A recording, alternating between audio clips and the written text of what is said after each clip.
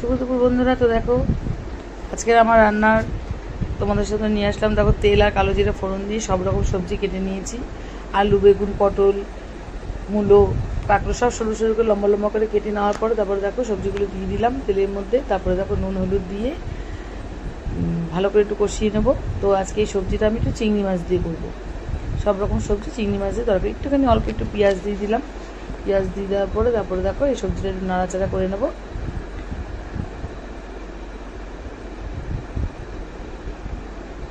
একটু নাড়াচাড়া করে নেওয়ার পরে তারপরে সবজির মধ্যে অল্প স্লাইড একটুখানি জল দিয়ে দেবো।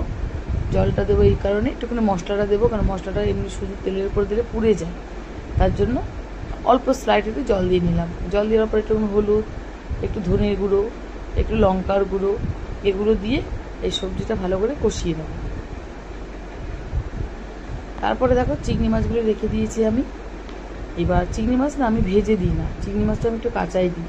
মানে যে কোনো রান্নাতে চিংড়ি মাছটা দিয়ে আমি কষাই, কাঁচা চিংড়িটা দিয়ে আমি কষাই, ওটা আমার বেশি ভালো লাগে।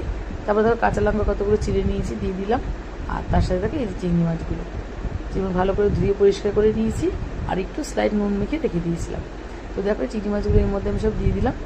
চিংড়ি মাছ দেওয়ার পরে এবার এটাকে দিয়ে ভালো করে সুন্দর করে কষিয়ে নেব।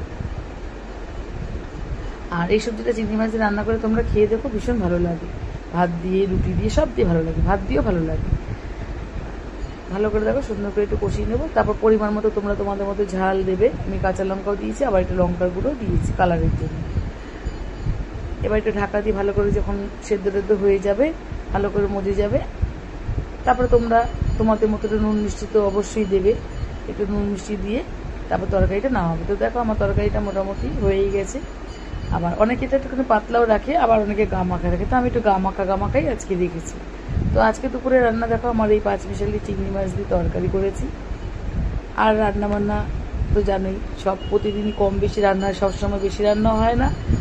আর আমরা দুজন তো আমাদের একটুখানি 2 পদ 3 পদই বেশি হয়। আর দেখো লতি করেছি মাছের ডিম দিয়ে। চিংড়ি মাছ ছিল কিন্তু চিংড়ি মাছ দিয়ে আজকে করিনি, আজকে মাছের ডিম দিয়ে আমি লতি করেছি। তো শুভ দুপুর বন্ধুরা, আজকে দুপুরে রান্না আমার এই দুটো রেসিপি। 5 মিশালি সবজি আজকে চিংড়ি মাছ দিয়ে আর মাছের ডিম দিয়ে লতি, এই আজকে আমাদের দুপুরে রান্না বান্না। শুভ দুপুর বন্ধুরা, ভালো থেকো, সুস্থ থেকো।